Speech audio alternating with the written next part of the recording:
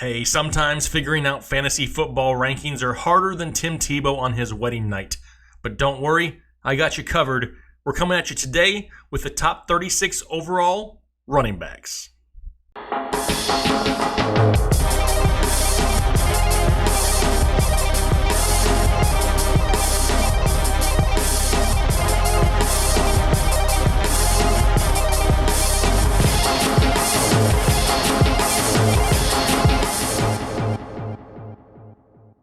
What is going on, my people of Headliner Nation? Hopefully you guys are all doing well out there. Welcome back to the Draft.com studios.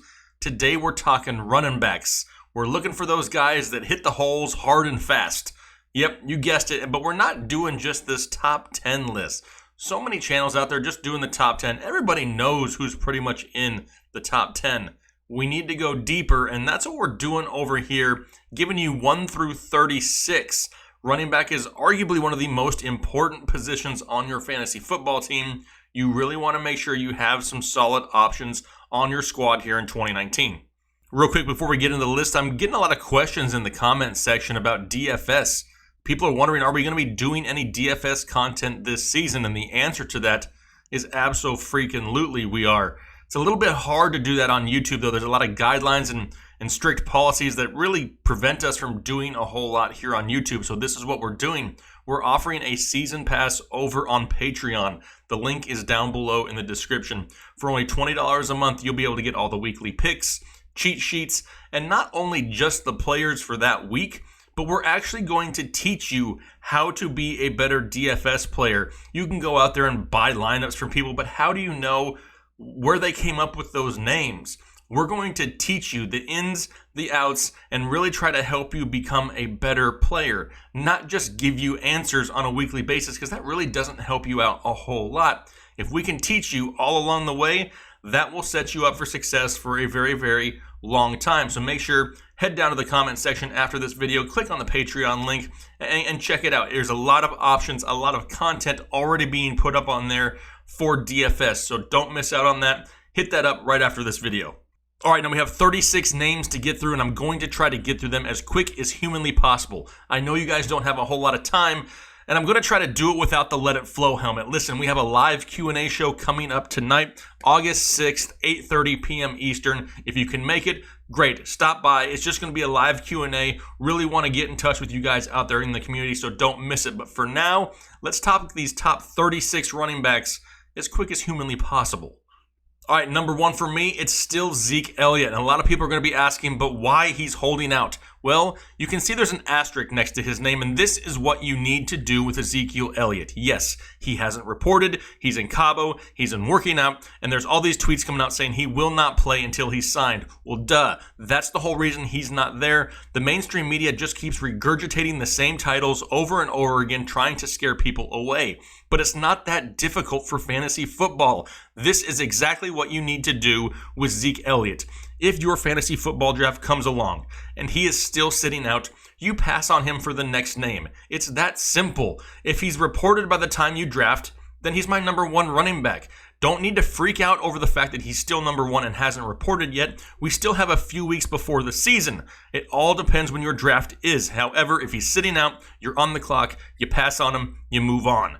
Number 2, being that these are half-point PPR rankings, it's going to be Christian McCaffrey of the Carolina Panthers. Yes, I've heard a few comments down below saying, hey, Elijah Holyfield seems pretty good. He could steal some goal line carries, but listen, the bulk of the offensive play calling is going to go through Christian McCaffrey. He could approach close to 100 receiving yards, and he's not going to have a whole lot of challenge for carries out of the backfield all throughout the game.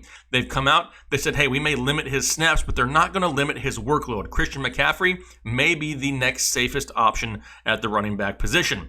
Number 3, Saquon Barkley, who right now is the consensus number 1. And I really have nothing bad to say about Saquon Barkley. The dude is a generational talent. I love him. However, I do not love the offense of the New York Giants. The first few weeks of the season, opposing defenses have nothing to worry about except Saquon Barkley. That could really get him off to a slow start. He may be really big play dependent the first few weeks of the season, at least until they can get some of these pass catching weapons back.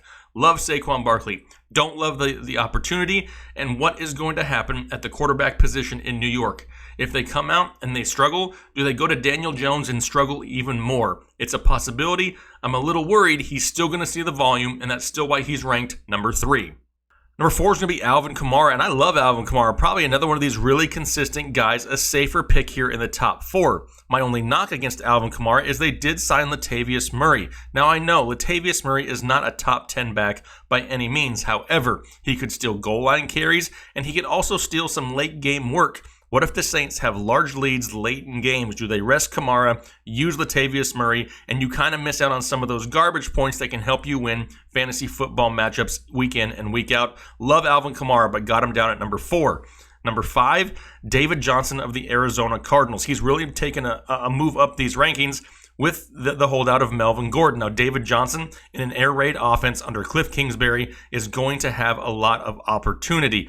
He could touch the ball close to 200 times on the ground, and he could get you close to 80 receptions through the air. The guy has set huge goals for himself once again, wants to have 1,000 rushing, 1,000 receiving, and he's capable of doing it. The offense is going to be much improved in Arizona. Yes, the offensive line is not great, but the pass-catching ability of one David Johnson could really prove viable to a rookie running back if he's looking to check down at times when he's under pressure. Number 6 is all about that Chubb life, Nick Chubb. I have him 3 spots higher than the consensus right now, and I still love Nick Chubb. I see it in the comment section. Everybody is paranoid and worried about Kareem Hunt. Listen, that is a long, long way away. You have to get to the fantasy playoffs before you worry about winning the fantasy playoffs. Nick Chubb is going to be an elite running back at the beginning of this season. However, treat it this way. Any one of your running backs, any one of your stud running backs can get hurt at any possible time. You know there's a chance that week 10, Nick Chubb could lose a few carries a game. Prep for it. Plan for it throughout the year, during the waiver wire transactions. There's somebody every single year. There's been Tariq Cohen in the past. There's been Phillip Lindsay in the past, James White. Find one of those guys earlier in the season. Stash them on the bench. So just in case something happens to Nick Chubb down the stretch, you have another option. Take it as a planned injury. Don't just write him off, because the guy could literally win you the first 9 weeks of your season. He's an elite talent in a great offense. I'm not passing on Nick Chubb. I'm all about that Chubb life here in 2019. Number 7 may be a little bit of a surprise for some people. It's Todd Gurley. I have him higher than the consensus right now because I'm really starting to wonder, were a lot of these off-season reports and stuff kind of just scare tactics? Is he healthier than a lot of people think he is? I mean, he's out there. He's practicing at camp. He looks good. He's doing one-on-one drills. He doesn't look like he's really restricted a whole lot. They're going to limit him throughout this preseason to make sure he's good to go week 1. And I said it in a previous video. An 80% Todd Gurley is still good enough to be an RB1. If you take 80% of his fantasy points from last year, he still would have scored 297 points, would have made him right around running back 5 or 6. Yes, he may not be the number 1 guy anymore. He may not be RB1 on the season. However, the huge ceiling in a great offense behind a decent offensive line with play calling that's going to use him, I'm starting to trend Todd Gurley up a little bit more. He's somebody you can get right there at the turn of the second, and if he comes out healthy, he could be an automatic league winner as your RB2. Dalvin Cook coming in at number 8. He's also 2 spots higher than the consensus, and I know the hate is out there. The worry is out there that he's just injury prone. He's really, really not. Yes, he tore his ACL. Players tear their ACLs all the time. He came back last season, had weakened hamstrings, and it really limited him the beginning of the season. The weakened hamstrings, they come from the torn ACL. I've broke this down in past videos. Once again, I'm not having him labeled as an injury risk right now. He's going to start the season healthy in an offense that's going to focus more on the running game. He has the pass-catching upside. Love Dalvin Cook, got him at number 8. Number 9, James Conner. He may be a little bit higher up this list, but don't kid yourself, people. Jalen Samuels and Benny Snell, they're going to be a small part of this offense. Samuels may be a little bit more. Now, I do think James Conner is the starter. He's going to get the bulk of the work. Same type of thing that I mentioned a little bit with Kamara, though. Down the stretch, if the Steelers have a lead, do they throw in Jalen Samuels? Do they throw in Benny Snell? Does Benny Snell get a few goal line carries here or there? They need Conner healthy if they want to make a run deep into the playoffs. They're not going to just throw him out there, give him 30 touches a game and risk injury, because that would really hamper the rest of their season. Love James Conner. Tempering expectations slightly, I still have him as a top 10 option right here at number 9. Number 10, it's going to be Joe Mixon of the Cincinnati Bengals. He was a little bit higher on this list the last time we did this show. The problem, he's lost 2 offensive linemen since then, plus A.J. Green. That's more attention on the defensive side of the ball that can pay attention to the running game, and now he has less protection on that offensive line than he started the season with. Love the talent of Joe Mixon. He's a 3-down back. Yes, they still have Giovanni Bernard and Travion Williams behind him. They also drafted Ronnie Anderson. There are some other options in this backfield. I'm not going to just go out and say Mixon's going to touch the ball 250 times. And if he does, how efficient is he behind that poor offensive line? It's iffy for me. I still like the upside, still have him inside the top 10, but I'm dropping him down to running back 10. Number 11, Le'Veon Bell, and we've talked about him a lot on this show. I think Le'Veon Bell has a great season. He's not going to have a Pittsburgh-style season. And the first 8 games of his season, his schedule is absolutely brutal. He's definitely going to be a buy low candidate for me. I'm going to target a lot of Le'Veon Bell right around week 6, 7, 8. That's when I'm going to approach those owners and try to buy him low. That schedule is so rough. And a new offense, let's see how they start. If they start slow, Le'Veon Bell is somebody you'll be able to buy for a lot cheaper than spending an early round pick on him. He's going to have the volume. The pass catching upside is there, but don't expect the same thing that you saw in Pittsburgh. I got him at number 11. Number 12, Melvin Gordon. This is kind of similar to the whole Ezekiel Elliott thing. Another reason why there's an asterisk next to his name. Same thing applies for Gordon, though. If you're on the clock and Melvin Gordon is still sitting out, don't tempt fate. Just pass on him and move to the next guy on the list. Melvin Gordon's an elite talent. If he signs, I don't care where he signs, whether it's, the Chargers, there's rumors of him going to Houston, and whatever it may be. If Melvin Gordon is on a team, he's going to move up this list. If he's still holding out, pass on him and move on. No reason to hate on the rankings because he's still ranked inside the top 12. Until he's actually not on a team starting week 1, he's going to remain as one of these top tier running backs. Got him at number 12 with the option to move here in the coming weeks. Number 13 is going to be Damian Williams at the Kansas City Chiefs. This is somebody who could start to move down these rankings a little bit the more time he misses with this hamstring issue here in camp. It doesn't really matter. Whoever the starting running back, the lead running back of the Kansas City Chiefs is going to be, they're going to be a top option. Right now, it's still Damian Williams, but he's losing some critical time. Pay attention to that hamstring issue. If he doesn't get on the field soon, he's going to start dropping down these rankings.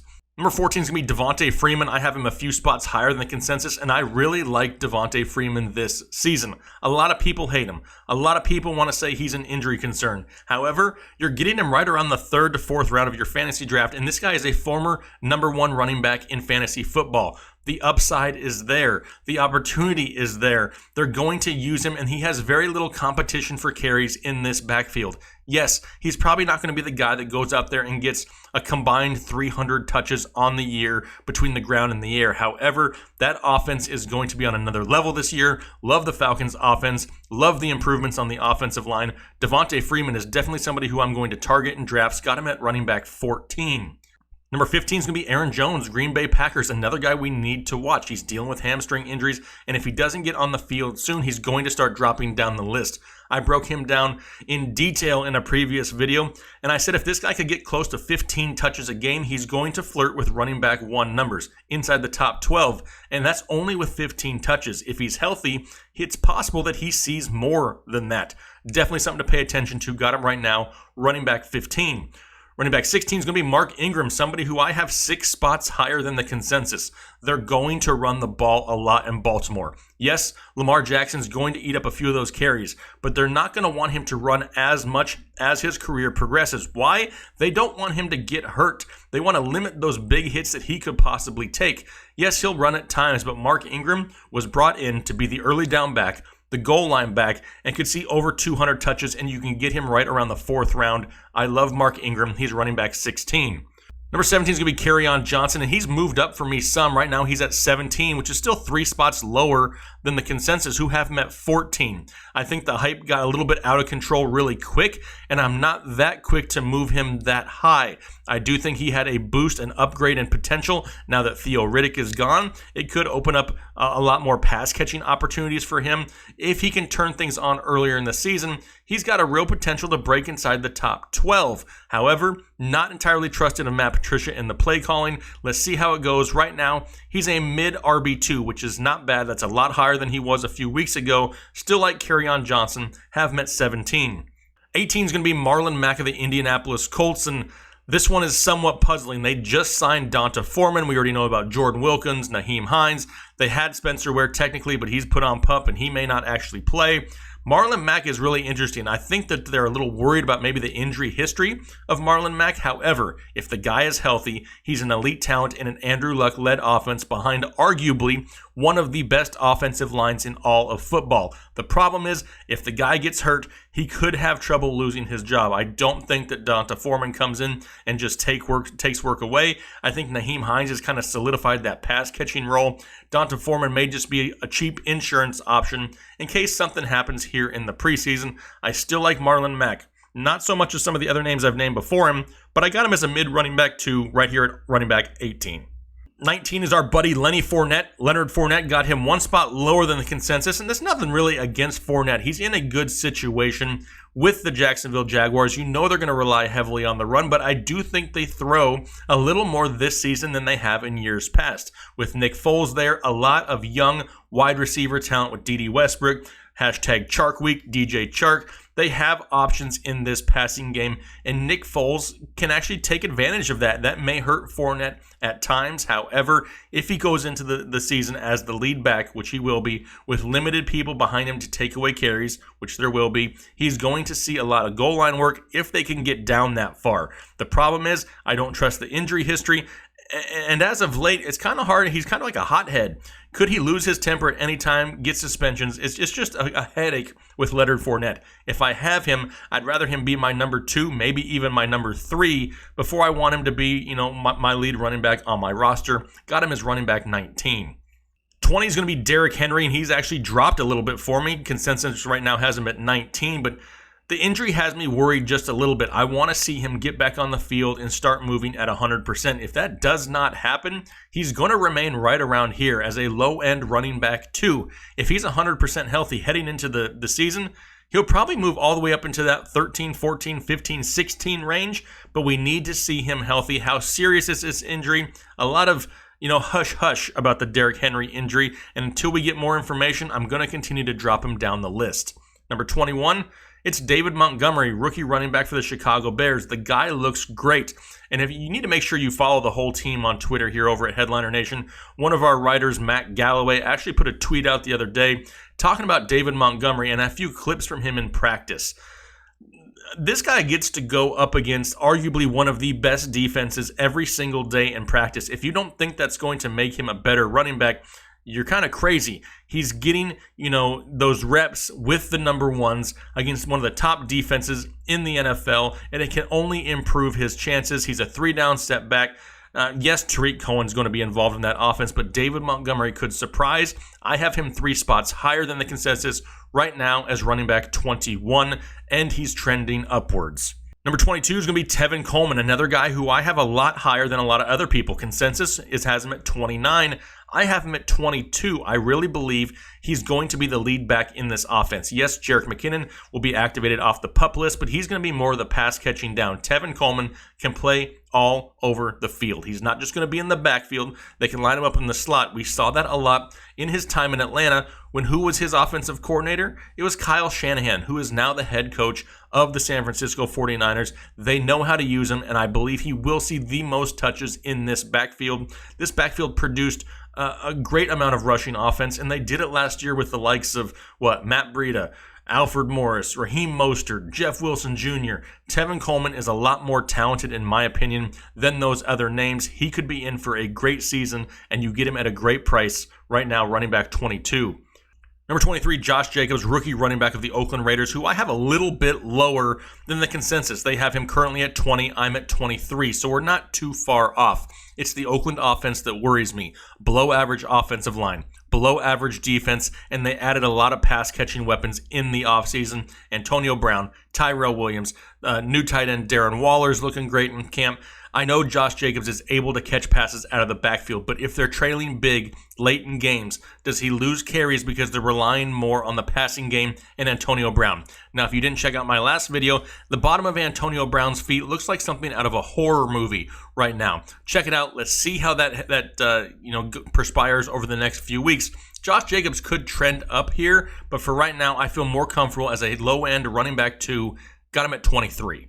24 is Kenyon Drake, who I've been really high on all offseason. And it's really going to come down to how many touches does he see a game. Yes, they're using Kalen Ballage in camp, but I still believe they really want to see what they have with Kalen Ballage. Is he worth a heavier workload here in 2019? It's a new coaching staff. They want to see what they have with him. Kenyon Drake is the more explosive back. He's the more efficient back. They're going to be trailing in games in Miami. Sorry, Miami. Hate to tell you, but it's going to happen. Kenyon Drake is somebody who could see a lot more volume in this offense. And look what he did last year with limited volume behind Frank Gore. He was still able to put up low-end running back 2 numbers, and this position is even better than he was in last season. Still got him as a running back 2. Kenyon Drake, running back 24 for me. Moving on to 25, it's going to be Chris Carson, running back of the Seattle Seahawks, who I do like this year. However, I do think that his teammate, Rashad Penny, is going to be involved enough in this offense where they're really going to limit each other's upside. They're both going to have decent games. They're both going to see great volume. The problem is, if one of them doesn't distance themselves from the other, like I said, they could really eat into the potential upside of just one of them. Right now, Chris Carson is at 25. 26 is going to be Lamar Miller of the Houston Texans, and he's going to start trending up also. Now that we know there's no Donta Foreman, there's really nobody in that backfield to challenge for lead carries for Lamar Miller. He's been a solid, consistent running back 2 in fantasy football. His name is not sexy, and a lot of people don't like that. However, you can get him as your running back 3 this year, and that's where you really start to like Lamar Miller a little bit better. Don't go into the season with these huge high-end RB2 expectations, and then you won't be let down. Lamar Miller as a number 3, as a flex, not a bad play. Got him at 26. 27, Phillip Lindsay, somebody who I actually had to drop down the rankings a little bit. One of his fortes is catching the ball out of the backfield. He's great at it, but now they've signed Theo Riddick. How many targets does Phillip Lindsay lose? And also, we do expect Royce Freeman to see more touches out of the backfield. Is he going to come out and out-touch Lindsay? No, probably not, but he may limit the upside enough to where Lindsay isn't as productive as he was last season. Got him down at running back 27. 28 is going to be Sony Michel, New England Patriots, and I don't hate Sony Michel's talent. I hate his knee ligaments. He's got issues down there. It's part of the reason they drafted Damian Williams. Does he lose enough volume in Sony Michel that Damian Williams eats into some of his potential upside? And Michel may have big weeks, but then he also may have weeks where they really rest him to keep him healthy all season. Those are the weeks that the likes of the James Whites and Damian Harrises could really take over. So I'm really worried about the consistency of Sony Michel. That's why he's down at 28. Number 29 is going to be James White, the teammate of Sony Michel, who I really, really like. And yes, this is based off a half-point PPR, which really does help James White. In my opinion, he's going to be the number 2 receiving option in the New England Patriots offense behind Julian Edelman. Yes, I know N'Keal Harry is there. Josh Gordon applied for reinstatement, but who knows if that actually happens. James White has done nothing but produce in this role for the New England Patriots for years upon years. One of the favorite targets of Tom Brady, a check down monster, and is definitely capable of receiving 10 targets a week in this offense. I still like James White, and he could move up higher in these rankings the closer we get to the season. Number 30, it's Tariq Cohen of the Chicago Bears. Like I said before when we were talking about David Montgomery, I think Tariq Cohen's part in this offense is really solidified. It's going to be similar than last year. He's not going to be the guy to come out and get you 20 touches a game, but his efficiency is so good that he can really give you a decent fantasy day with maybe only 8 to 10 touches a game. Because of his activity in the passing game, he's a solid flex week in and week out. I have him as running back 30. 31, Rashad Penny, the teammate of Chris Carson. There's a lot of teammates right here in this third tier, but Rashad Penny, I really believe, is going to get close to 40 to 50% of the snaps in that backfield for the Seattle Seahawks. He was productive with the ones he got last season, and if Chris Carson can, not stay healthy throughout this season, Rashad Penny would automatically catapult up into a high-end RB2 in this offense. We know the Seattle Seahawks are going to run the ball a lot. Rashad Penny could adopt a lot of those carries left behind by Mike Davis. He's in for a good year. Really like Rashad Penny. Number 32, Darius Geis of the Washington Redskins. Now, I only have him one spot higher. I really like Darius Geis, and I really wish he would have a huge opportunity. The reason that I have him limited here is Adrian Peterson and Chris Thompson. Really, how much work does Darius Geis get? It's possible that if he can come out the first few weeks of the season, he can really solidify his role as the number one, and then Adrian Peterson kind of just, slowly fades away. There's rumors that I've heard that Adrian Peterson could be traded at some point. If that's the case, Darius Geis skyrockets up this ranking. But for right now, the way it sits, with Darius Geis, Adrian Peterson, and Chris Thompson all in the mix, I really think it limits his upside. Got him down at 32. 33 is going to be Austin Eckler, and there's a lot of talk about Austin Eckler and where he should go with the holdout of Melvin Gordon. I really don't think he needs to go much higher than this, though. I have him at 33, consensus at 36. Austin Eckler is maybe one of the most efficient running backs out of the backfield in the passing game. That's really where he thrives. He's not a three-down back. He just can't take the beating of getting 20 carries a game. As far as that early down work, I really like Justin Jackson more. I can see close to a 50-50 split between Jackson and Eckler, and if that's the case, neither one of them are going to have this huge upside on a weekly basis. Eckler's moved way up the rankings, but I'm not putting him any higher than 33. 34 right now is Jordan Howard, who's really making a name for himself in Eagles camp. He looks great. I have him 3 spots higher. The problem is, it's who I have at number 36. It's Miles Sanders, and I'm not going to skip over 35. We'll get to him in a second, but the backfield of the Philadelphia Eagles between Howard and Sanders, it's going to be something we really need to watch closely here. Miles Sanders is the better running back. He is the better talent. However, Jordan Howard is more established in the league and hasn't been horrible anywhere in his career. He may not be the most efficient running back, but he's produced each year that he's played in the NFL. Miles Sanders, they could ease in slowly. However, if that split is close to 50-50, the upside is limited. We want whoever is going to be the lead back in that backfield. It's just going to take us a few weeks to figure out who that may be. 35 is going to be Royce Freeman. We skipped over him here for a second, but I got him right there where the consensus is at, and I really think that he sees more volume this year. There are a ton of Royce Freeman haters out there that love to remind us that we were higher on Royce Freeman last year. Those people really don't pay attention to stats, because when Royce Freeman played, he was not bad. The problem is he didn't get the opportunity. A new coaching staff in here could give him more touches. He could see more goal line work. Yes, he's going to lose snaps to Theo Riddick and Philip Lindsay, but it could be enough. He could get enough to get into that RB3 territory. We're not telling you to draft the guy as a starter. You just draft him, throw him on your bench, and you never know. What happens if something does happen to Philip Lindsay? All of a sudden, Royce Freeman moves way up these rankings, and you had him just sitting on your bench, and you got him close to the double-digit rounds in your draft. He's not a bad choice. He just needs the opportunity. Royce Freeman at 35. We already talked about 36 with Miles Sanders. I do expect him at some point this season, maybe towards mid-season, to really take over that role in Philadelphia. But until that happens, him and Jordan Howard got him really close there in the rankings. All right, so those were my top 36 running backs. We didn't do no weak top 10, top 12 list. We went deep. We went to 36, and there's still some other names that I really wanted to sneak in, and they might, depending on the status of some of the players we talked about. Now, this is one of the most interactive channels on YouTube. I want to know your opinion. Don't go out there and get all butthurt because Zeke's at number 1. I already told you what to do with Zeke and Melvin. If they're sitting at the time of your fantasy football draft, just scratch them off your list and move to the next name down. It's that simple. Don't worry about it. Don't tempt yourself to draft them if they're still sitting. You don't want to take that risk that early in your fantasy football draft. However, if they sign, they're elite talents and you want them on your roster. But like I said, leave a comment down below. Let me know what you think of the rankings. Is there somebody that you would move around? Is there somebody that you would move up that I didn't name? We're one of the most interactive channels out there, and we pride ourselves on answering almost every comment, question, concern on every single video. So make sure you go do that. Also, check out our website, thefantasyheadliners.com. Our draft guide is for sale for $19.99. Almost 500 pages of fantasy football fire that you do not want to miss out on. Really appreciate the support. The channel is growing like crazy. We're on the road to 40,000 subscribers, and I really appreciate that. You guys are killing it out there in the community, and we look forward to talking to you. Have a great rest of your day. We'll talk to you later.